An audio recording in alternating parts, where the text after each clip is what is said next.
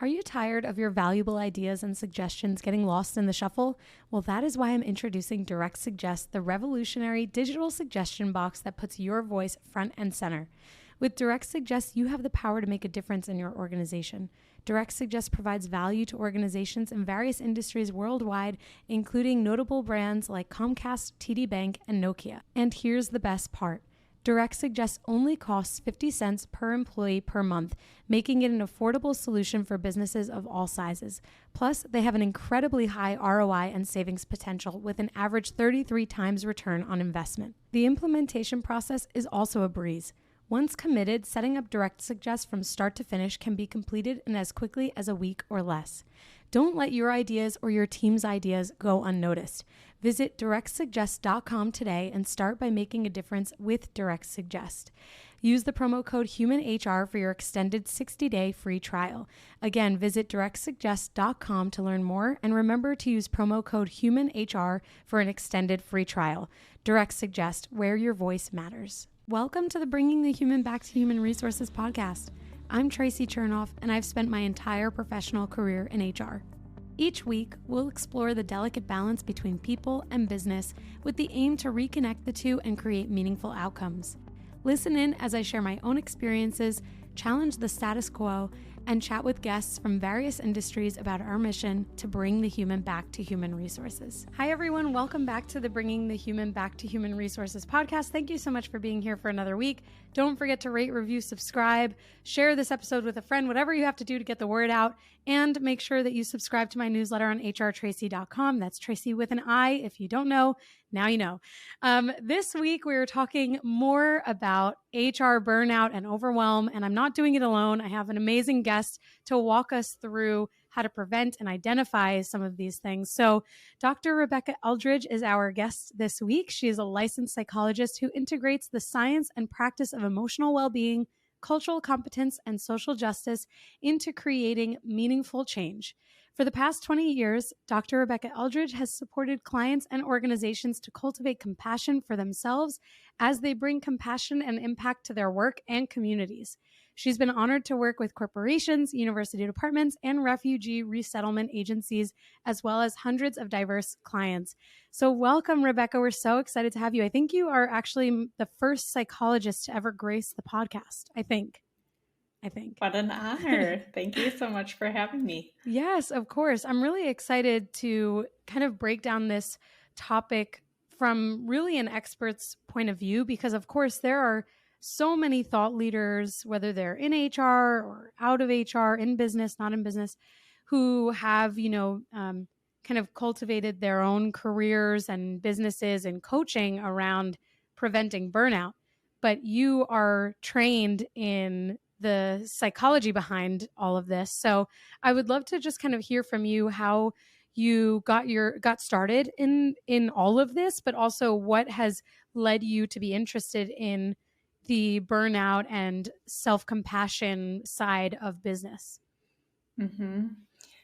Well, I am one of the lucky ones who kind of knew what I wanted to do from way back when I was young. So I had an early interest in understanding people and really focusing on not just the surface level of what people were doing, but what was behind that. What were the thoughts and the feelings and the experiences that had shaped them? And that really grew into the psychology practice that I have today.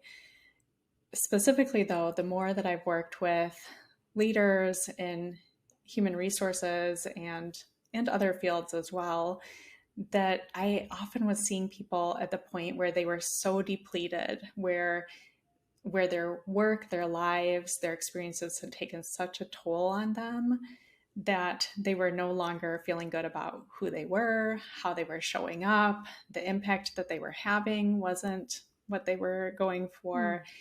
And, I think about one client in particular who was really a leader in the HR field.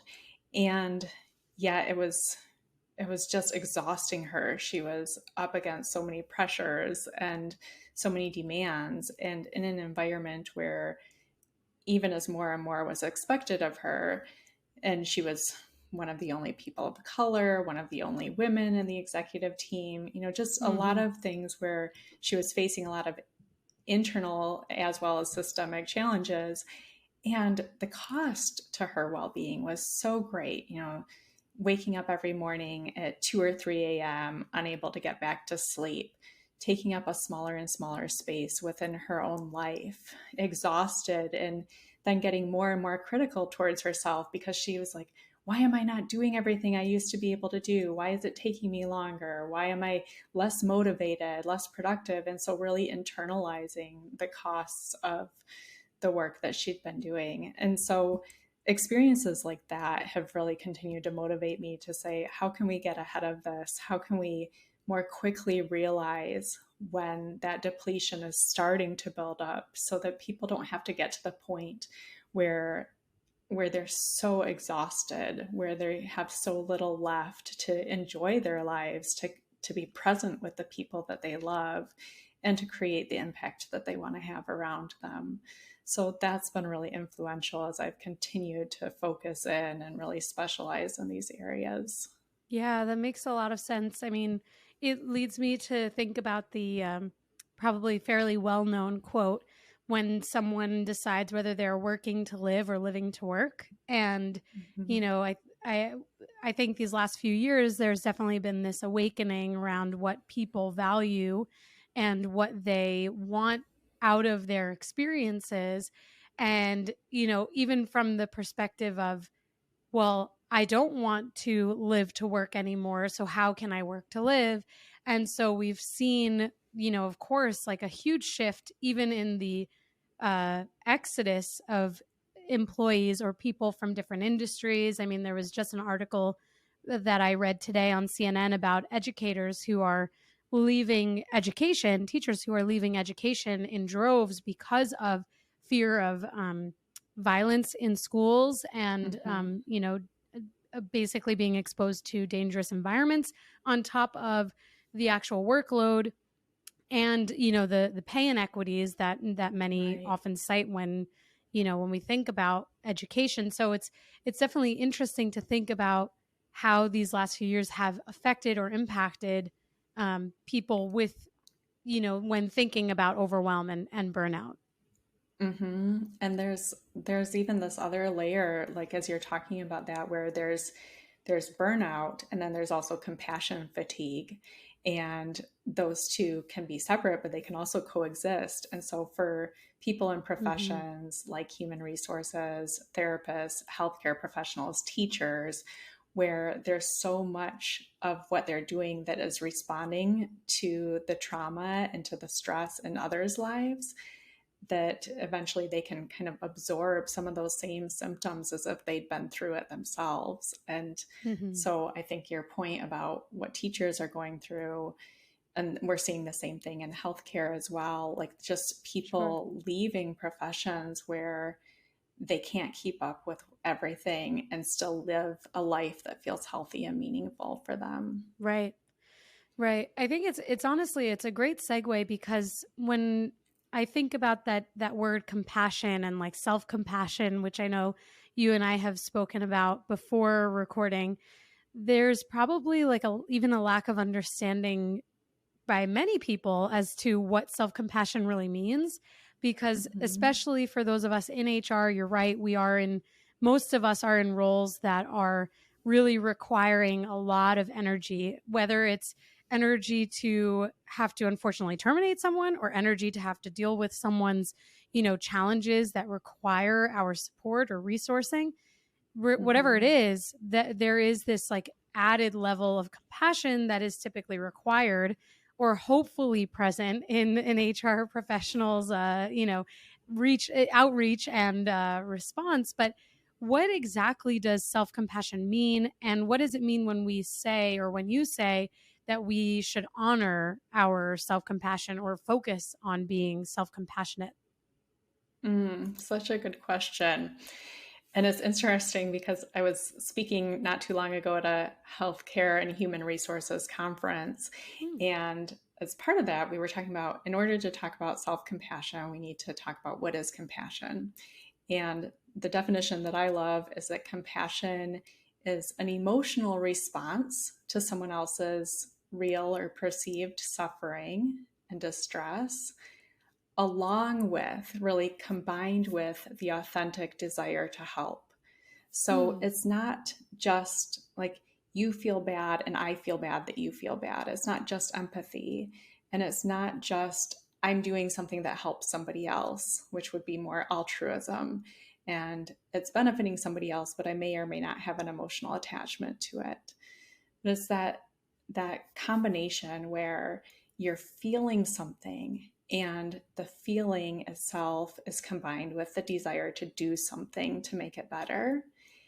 And most people can identify pretty readily where they feel that towards others, and maybe also a little bit of where it's hard to feel that for others at times. Yes. But when I ask people, like, think about where it comes most easily to you, where do you naturally respond to perceived suffering and want to do something about it? I would say, and I'm happy to be proven wrong on this. If anybody out there listening wants to prove me wrong on this, please let me know. But I don't think most people come up with themselves. Like, oh, when I perceive my own distress, when I notice that I'm suffering, then I really feel motivated to do something to alleviate that, to do something to help myself out. So many more times, the clients or the people in workshops or people at conferences that I'm speaking to, right? It's like they're giving that compassion to others. They're super motivated to help others with their suffering, but their own suffering, they're like berating themselves for feeling it. Like, how come I'm not tougher? This shouldn't be bothering me. I need to just get more done. How come I did that way? I should have known better. Like, the internal voice is rarely compassionate in those moments. Yeah. It's a great point. I was even thinking to myself, like, would I cite myself if I were asked that question? And no, I don't think that I would. No, you it's can't always prove me someone wrong. else. Yeah. And I don't know, maybe someone can. Right. And maybe that's also like a womanly thing. I think, I don't know if there are differences. I certainly don't want to assume between like men and women, but I do think, like, even just thinking about like my childhood, my parents both took on, like compassionate roles, obviously, as being amazing parents. But there is like an added layer of understanding that like my mom didn't necessarily do as much for herself, whereas my dad found it a little bit easier to do things for himself. And, my background is a little bit unique. I have a sister with special needs, so that adds a complexity to things.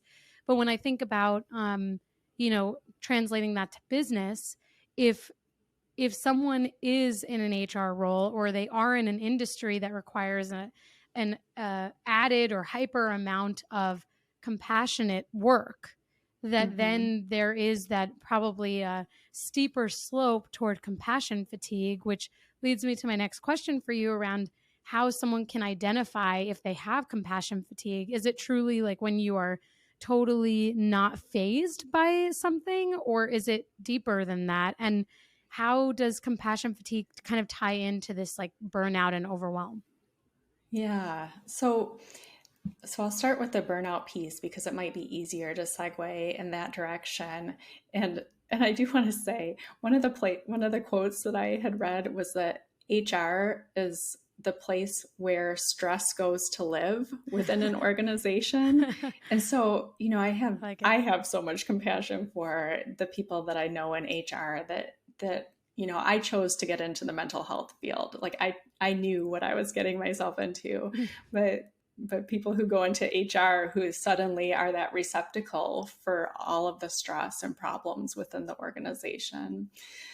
So some ways to recognize it. Burnout it goes beyond just like, I feel bad for a couple days, or like, gosh, I really could use a week or two vacation. Burnout is this accumulation of physical, mental, or emotional exhaustion, like this sense of not being as productive, not being as motivated, and also often negative attitudes about oneself or others when somebody's in that state. It can be accompanied by changes in eating and sleeping patterns, feeling less creative, and feeling more hopeless or withdrawn as well. And burnout itself is kind of by definition related to a disproportionate amount of work compared to like the person's time and resources and personal life. Compassion fatigue can show up in many of the same symptoms, but the difference is what's driving it, what's the source of it. And with compassion fatigue, it really is that it's experiencing those symptoms, but not just because of the proportion of work. It's because of the exposure to other people's stress and trauma and being in that role where you are pouring out compassion for others who are going through horrendous situations. And even though you're not the one going through it, you can start to show the same symptoms as if you had experienced it directly, which can also be called secondary traumatization. Oh, interesting. Really interesting. I guess that also kind of plays a role, and correct me if I'm wrong, in the difference between empathy and sympathy, potentially. Like if you're not really separating your own experience from the experience of others, just potentially because of the bandwidth that you have emotionally to do so. I don't know. I try to compartmentalize this in my brain because, there is such a fine line in HR when you have to be empathetic, but not being overly empathetic. And to me, whenever I hear overly empathetic, I think, well, if someone's overly empathetic, they're probably crossing into that sympathetic territory where then it's not necessarily helpful. It's a little bit more, just feeling everything. Yeah, I love like Brene Brown, her Atlas of the Heart work, where she really dives into those nuances between different types of emotional experiences. Like I'm thinking of that as I'm hearing you talk about the empathy versus sympathy. But the other thing that I would say related to that is, empathy is an enormous strength and resource for connecting with people. And it serves us incredibly well in trying to form relationships and make improvements in the organizations and systems that we're working in. But it has to be replenished. So I think a lot of times, whether it's burnout, whether it's compassion fatigue, whether it's over empathizing, so to speak, like not having that kind of sense of this is what they're feeling and this is who I am and what I'm feeling, like not enmeshing with the other person's experience. In that professional area, it's like if you're pouring that out over and over and over again for others, when, how, from who is that getting poured back in? Right. Because again, going back to that compassion or self-compassion piece, like if you recognize that you're starting to get more irritable, you're feeling more tired more often, you don't have the same energy, you're not as focused, you're starting to feel really annoyed by the people that are coming to you and talking about their problems, right? Which is all normal things to experience, but also these start to play into the cues of, are you listening to what you're feeling? And having that same compassion, that same emotional response and desire to tend to what you need that you're pouring out for others, and making sure that you're not just completely emptying your reserves, you're depleting your bank account without any deposits coming back in. Right, right.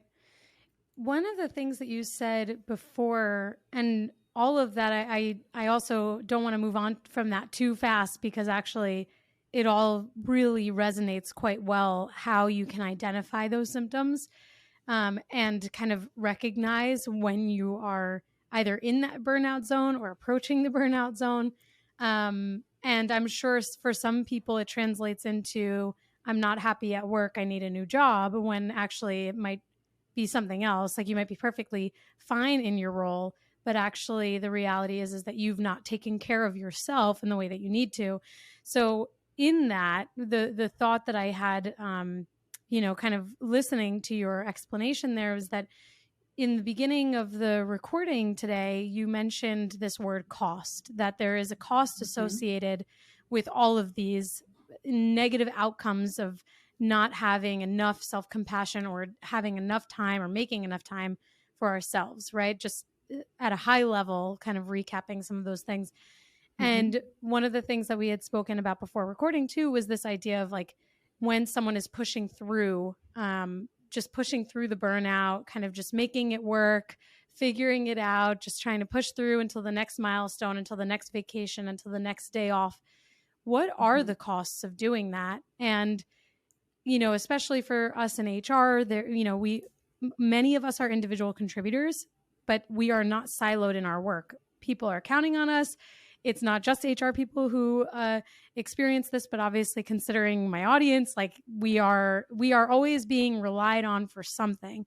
Mm-hmm. And there's a lot of pressure there too, to rise to an occasion and just push through in order to be able to meet their standards or expectations. So what are the costs of just pushing through? Well, numerically, I think that one of the costs is, I don't know, you are very likely familiar with it, but I believe it was WorkVivo had done a study that found that 98% of human resources professionals had been burned out in the previous Yes. 6 months. Yes. So if you have like 98 out of 100 human resource professionals who are experiencing everything that we're talking about here, you know, the impact on their health, their wellness, their thoughts, their feelings, their functioning, then clearly there's both the individual costs, costs like the risk of depression going up by 300% for Mm. somebody in an organization that's not prioritizing well-being, for example. But there's also the organizational costs, the costs of turnover, the costs of, you know, replacing the people that have left, the costs of having people that are missing time due to being sick, you know, and sometimes physically ill and sometimes just not as healthy to do their best work. And then from the nervous system perspective, which is how I do a lot of my work as well, you're also looking at if people are not in their optimal zone of functioning, if they're not able to think clearly and calmly and use all of their problem solving and ethical and moral reasoning skills and communicate effectively, which we really can only do from one state of our nervous system where we really get to have our optimal functioning, then you're looking at people who are more likely to misinterpret things, to make mistakes in communication, to be defensive or shut down. So, both individually and collectively, um, you know, everybody's paying a price for this level of burnout. But I will say that there's one piece, there's one story that's attached to a statistic as well, but that really, I think, describes how absolutely urgent this is, which is related to a person that I was introduced to by a mutual friend about a year ago now. And we had this amazing conversation because he was working as a chief equity officer, and it was so clear that he cared so much about his team members and the work that they were doing. He had great ideas. He had been in the field for a couple decades, but he was realizing that his team members were really struggling. Many of his team members were newer in the field and they were already showing a lot of the signs of strain. And so he was strategizing how to have retreats regularly and talking to me about coming to one of the retreats and just all the different ways that he was trying to attune and respond to their suffering.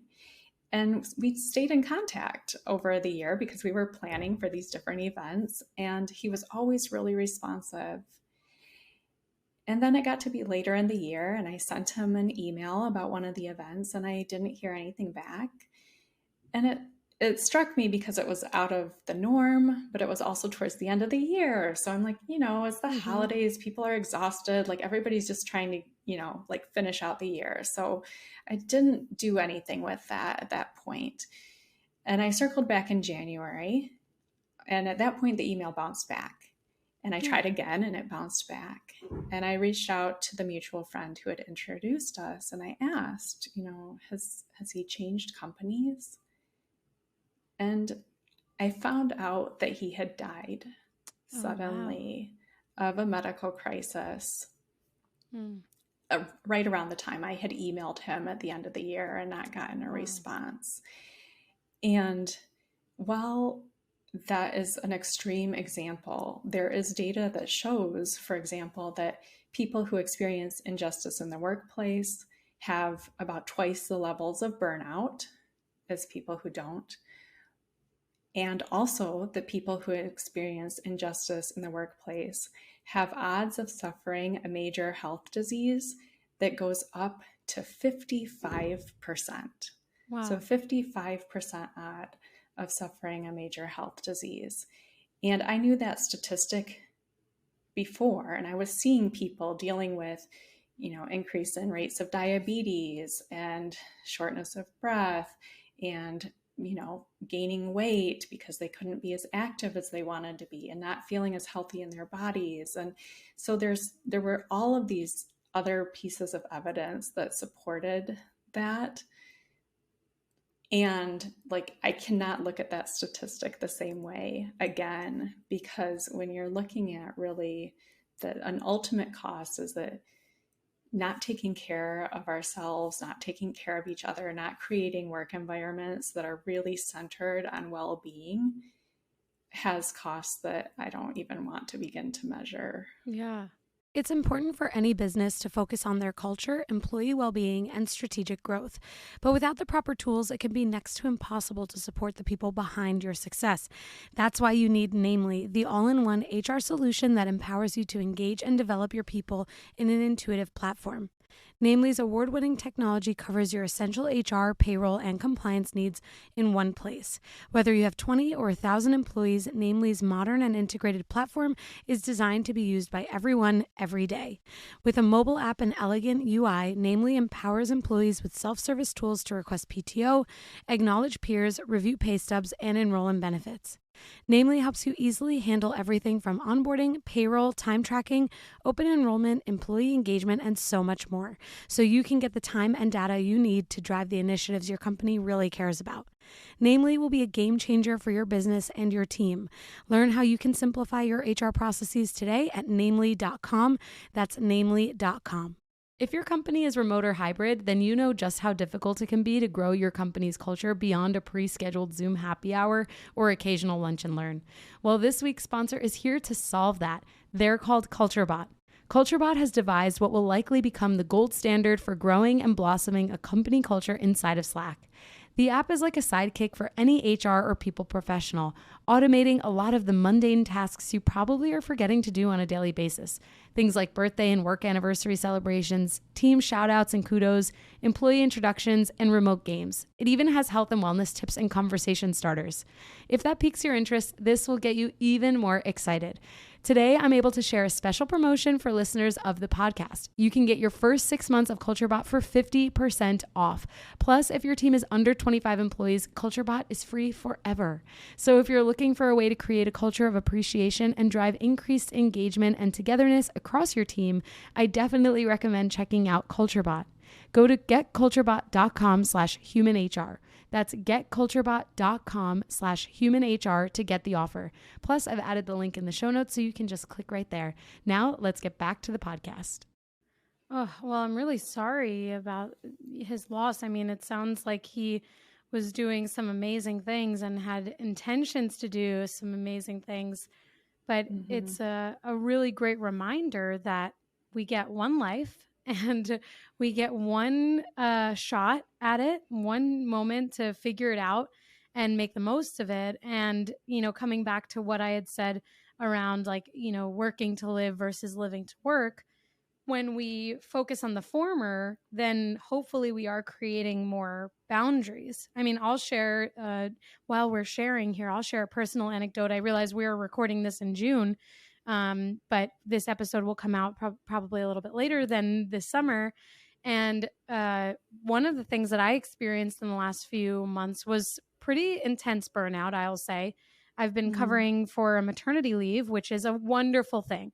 However, we totally poorly planned, and we should have brought in someone temporarily to support because, obviously it's enough to have one job, let alone to have two, especially up a whole extra person's job. Yes, especially when HR teams are already lean. And I want to bookmark that in my mind because I do have a question about what some of the causes of burnout outside of compassion fatigue, what that could be. So I'll bookmark that.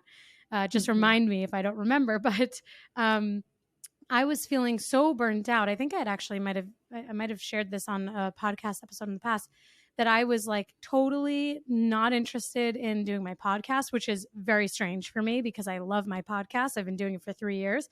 I didn't have any energy in the morning to get up, to work out, anything. I was like totally a different person.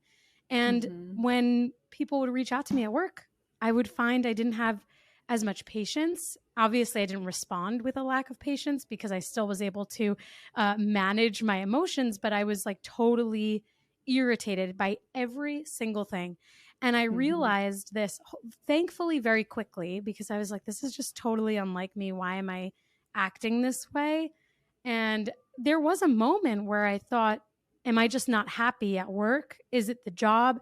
And my husband and I both were like, no, that's not it. Like, I love my job and I love my podcast. This is very clearly a result of not doing enough for myself while doing too much for everybody else. And so I took some measures. I mean, I like added someone to my podcast team to help me take off essentially like 10 hours of work a week off of my plate. And I had this like new lease on life. That's essentially what it felt like. And now that my coworker is returning from maternity leave fairly shortly, I have this like revived spirit that, oh man, I won't be bearing this load on my own anymore. And so I don't always share that openly about my current experience because I never want someone, if I'm working with, there could be colleagues of mine that listen to my podcast. I never want them to feel like there's something that they have to worry about when they reach out to me, because all they have to do is know that I'm a resource. But I think it's really important for my listeners to know that it is totally normal, to your point, to feel the all of these symptoms when you are experiencing burnout. And, to kind of come back to the story that you shared about that unfortunate loss of this chief equity officer, the reality is that if you don't recognize these things as they're happening, if you don't work to prevent burnout, if you don't create good boundaries and balance between your work and your personal life, there will be consequences, whether extreme or not extreme. And those consequences can build on themselves. So that's my experience with burnout. I'm glad that I'm out of it now. Yeah, so, me too. And it sounds like what you described, like that makes such a huge difference when you can recognize quickly that this isn't me, that something else is going on here. And then instead of being reactive to it, like really kind of explore it and be responsive to it. So that you could target what is the change. You could have just been like, okay, I need to quit my job. I need to go on sabbatical. I need like the next 6 months off.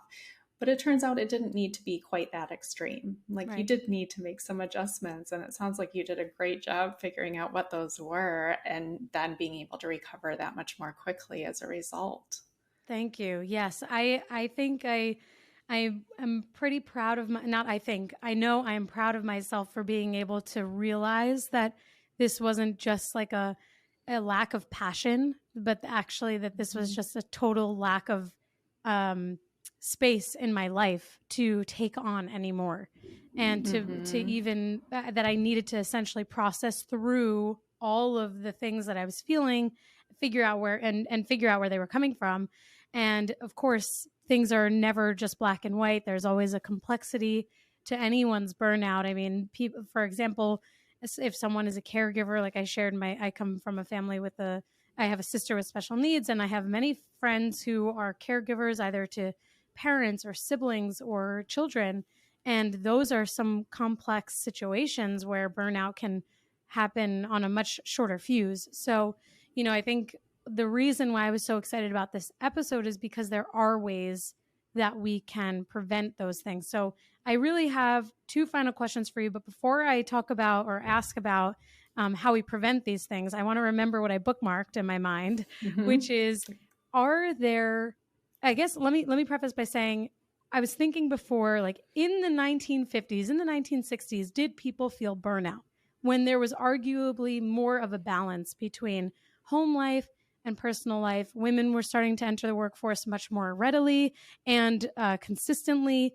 And obviously, these are very generalized statements here. There was a lot going on at the time. It's easy for us to look at history through our present day lens, and I'm certainly not trying to do that. But just generally speaking, if we entertain this idea, did burnout come from this elevated sense of expectation and minimal budget, in the sense that teams became leaner, expectations became greater, companies started to maybe shrink their budgets, and so all of that pressure falls on a few people, depending on the size of an organization, to make the same amount of effort or drive the same amount of effort and have the same, if not better, results as previous years.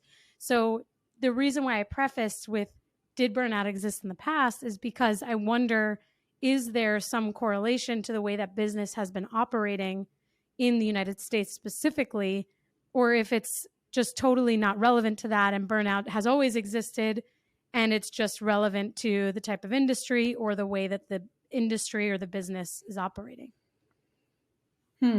That's a really good question. And I'll respond to the parts that I feel like I have actual information on. I don't know about the 50s and 60s or like historical perspectives, because I do think we would have to look at the cultural context, which Yeah. varied a lot. Men and women, white people and people of color, people from dominant group religions, sexual orientations, ability Right. statuses. Like, so I don't know that I have the data to make any generalizations about that. What I do know is that like the World Health Organization recognized it as a major issue just more recently. And so perhaps that speaks to either how it's being defined or measured or tracked really showing up in a very visible way more recently within the past few years. And so that's one piece of data that we could look at and say, okay, like there's something about this that's definitely gathering more attention. And yeah, and then we do have people like women, for example, who are taking on more and more professional roles and career lives, but aren't necessarily decreasing the amount of family roles or family life responsibilities that they're doing. And in fact, are even more often in positions of caring for both youth and elders simultaneously. And so in some ways, we're looking at an expansion of what people are expecting of themselves or expecting of each other in very stressful contexts without supporting what the nervous system needs in order to feel calm and safe and clear and connected, in order to figure out even how to problem solve and make sense of and make decisions about all of that. And then there's a number of different kind of key categories that contribute to burnout, like unfair treatment at work or unclear role responsibilities, disproportionate work compared to time, added bureaucratic tasks and burdens. So there are a lot of the different pieces, but then some of them are very industry specific as well. So if we look at what human resources is having to deal with over the past few years, from the pandemic and huge, depending on which kind of industry you're in of human resources, but so many industries have been just losing so much of their staff, and then that falls on human resources. How are we going to hire? How are we going to fill? How are we going to replace? Right? And then you're dealing with people with added physical and mental and emotional burdens of the stress of the pandemic, and very contentious issues around creating policies for vaccinations or masks, and what do we do in this online work environment versus in-person work environment. And even though we say we're post-pandemic, at least in this part of the world,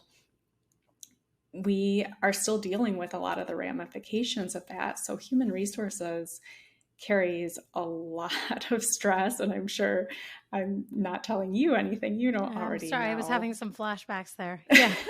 Yeah, sorry about that. Yeah, I'm Yes. not trying to re-traumatize anybody here, anybody listening, just to acknowledge the enormous amount of stress, the legitimate stress and burden that you've been carrying, Right. and that you absolutely need and deserve to respond to your own needs so that you can keep going. Right. Right. I'm sure that many of us were like thinking about those months and years where we were managing through all of that. I mean, I did so many episodes. I started my podcast in 2020, as so many people started something at that time. And it's kind of nice to have the time capsule, so to speak, but also it just feels like a fever dream, like something that was like a blip in time that I remember took all of my energy and soul and everything 7 days a week, essentially working from the moment my eyes opened to the moment my eyes closed at night. Oh. And I was not alone. My husband is in healthcare. So, it put into perspective what I was doing versus what he was doing on the front line. And so I was like, oh, this isn't, at least I can work remotely. But the reality is that there are so many people, especially those in HR, who are supporting the people who are on the front line at some degree or to some degree.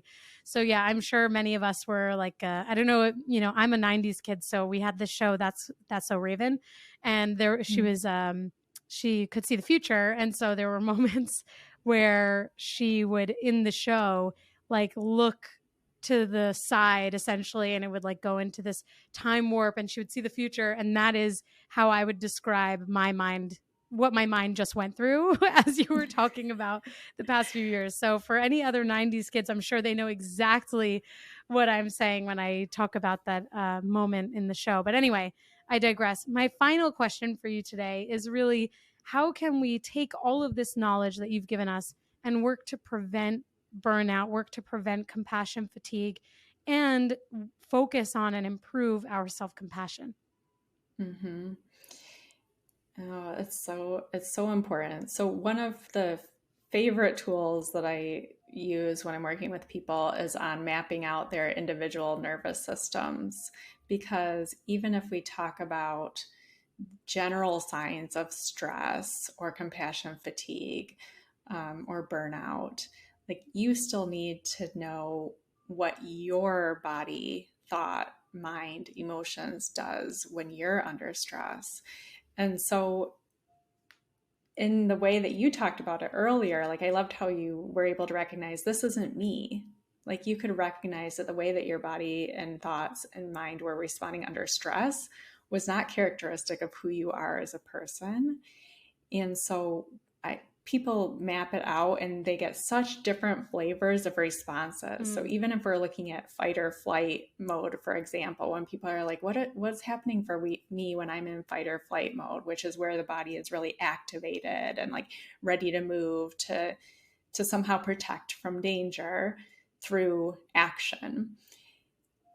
And for some people, they describe like, oh, I'm like at the gym for hours a day. I'm like a gym rat. I get super OCD in my thoughts, or like I cannot eat or sleep. I'm like super focused on problem solving, even though it feels like I can't think clearly enough. Like the connections in my brain are broken. And then for another person, it might be I get into a super like fast paced, anxious, rushed thoughts, and I start speaking like I'm lecturing everybody that I'm talking to. And those are actually real examples from different people. But you can see like the same state of the nervous system, but everybody has a little bit of a different nuance and flavor. So the more that you can get to know your own nervous system, the more that you can develop a roadmap of, oh wait, this landscape is different all of a sudden, right? Like what does this mean? Oh, okay, I know I'm not where I want to be, but I recognize where I am. Then you know how to navigate back. Right. And that's the same whether we're talking about fight or flight mode. There's also the mode that's related to conservation, which is more of a shutdown mode, which depending on what state of your nervous system you're in, you're having completely different thoughts, feelings, sensations in your body. So, what's most important is for each person to not judge, not add to their distress by judging and critiquing and getting down on themselves for not feeling their best, but to do more of what you said of, okay, I recognize that I'm not feeling my best. How can I be responsive to this? How can I bring that compassion of tuning into this? What is this trying to tell me? There's a form of reflection called felt sense, which is really kind of a listening inward, but not just listening to what's going on up here in your mind, the racing thoughts and analysis, because this is not all coming from a spreadsheet where you're figuring out like, Right. I think like based on these stressors and these circumstances, I think I'd really like to go into fight or flight now. I think that's my best option, right? No, this is just happening behind the scenes. And before you know it, you're in it. But the more quickly you can recognize that you're in it, then the more you can say, like, okay, what is this about? What is this, instead of working against me, how might this be working for me? What is this trying to show me or tell me that I need more of, or that I need less of, or that I need to shift? And by listening to that, you can then use those conversations, use that relationship, build trust that your body is not trying to destroy you, that it is also interested in survival, and work together to move back towards that state of safety. And I think that internal voice piece of it is pretty huge. If we think about the tone of voice that we would want to hear from somebody else, or that we give to somebody else when they're stressed, talking in ways that are simple, soft, and slow tend to be messages of more safety and calming that help to reset. That's very rarely what an internal voice sounds like. And in my honored experience of being privy to hearing lots of people's kind of internal worlds, that's not usually the tone that we're using with ourselves internally. And another way to just calm the body down and tune into what you need is through the breath, because while 20% of our messages go from our brain to our body, about 80% of the messages go from our body to our brain. And a lot of those messages we don't get to exert direct control over. Like, we don't get to tell our, liver to like hurry up a little bit down there, or like check in with our spleen on how that's functioning at this moment, and tell our digestion when to slow down or speed up. But our breath is something that we can more directly influence and shift. And so if somebody just wants like a really lightweight, easy to use, travels with you anywhere you go tool, then slowing down the exhale when you're breathing, that is a direct message that sends safety, signals of safety from your body to your brain, and can help to alleviate some of the immediate cloud of stress so that you can get back to a state from which you can really more effectively problem solve about what else you might need. Wonderful. I think those are amazing, amazing tips. And I feel very relaxed after listening to you. I think maybe you're slow and also super calm, and just like your inflection, it just all is very relaxing. So I'm sure that many listeners are like, you know what, I could totally try the breath exercise because Dr. Rebecca Eldredge told me to, and I'm going to do it. So I'm sure you've gotten that before, but I feel very relaxed. So thank you for this recording thank you. time. It's always nice to hear. And yeah, there's so many different tools, but sometimes just starting with the most simple, easy to use ones is a good place when you're feeling burned out or compassion fatigued. Totally. And I love what you said about how your breath is something that you can take with you everywhere, and that, the ability to really exercise control over that one element of your body is a great thing. And for anyone who wears an Apple Watch, I wear an Apple Watch. I have this, it's like a mindfulness. I'm trying to show it on the camera, a mindfulness app. It just closed, but basically you can choose the type of mindfulness that you want to do. And it always reminds me, I'm from New Jersey, so I talk really fast. But I have a very low resting heart rate. But sometimes if something, excites me, it's like, hey, maybe you should take a breath here. And so I'm like, actually, that's a great reminder. So if anyone does have any technology that's wearable, it's another great way to send a reminder potentially to yourselves as well to take those moments. Get some biofeedback going. Yes, exactly. Well, thank you so much for joining the podcast. Where can the listeners connect with you if they want to learn more or even connect with you about their own challenges and maybe have a conversation? Yeah, absolutely. Well, there's a few different options. LinkedIn is a place where definitely connect, send me a message, a question, follow. That's a good place to connect with me. My website also has a contact form on it, as well as describing a lot of the services that I do with individuals, but also in trainings and facilitations for organizations and groups, and then a small group program called Chrysalis. So a lot of that information is there, and people can say what information they're wanting to learn more about. And then one of the things that I think over the past few years has been a particular source of stress is having really tense conversations on difficult topics. And if we look at how people's relationships, sometimes even with their closest friends or families, have gotten really disrupted by the volatility and tensions of the current socio-political climate, I have a free resource that I would encourage everybody to take advantage of. And it's on 5 ways to speak up. And it's really focused on 5 ways to speak up that honor your own needs so that you can feel good about what you're saying and how you're saying it, as well as being productive and compassionate and respectful in the conversation so that the conversations actually have an opportunity to be productive and beneficial for both parties.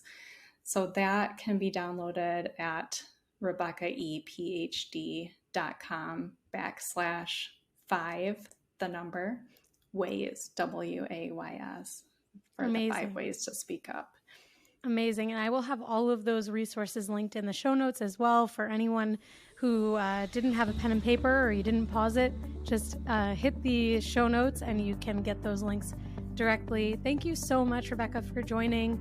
And I'm sure this is not the last time that we will chat, but I really, really appreciate you just expanding our knowledge of what all of this means and how we can be better to ourselves and demonstrate some more self-compassion. So thank you so much. Thank you so much for having me. It's been a great conversation. Hey, just before you go, don't forget to subscribe to this show so that you are the first to hear when an episode drops each week. And maybe leave a 5-star review and a comment about how much you loved this episode. Plus, if you have someone in mind who would really enjoy this episode, make sure you share it with them. Thank you so much for tuning in, and I will see you next week.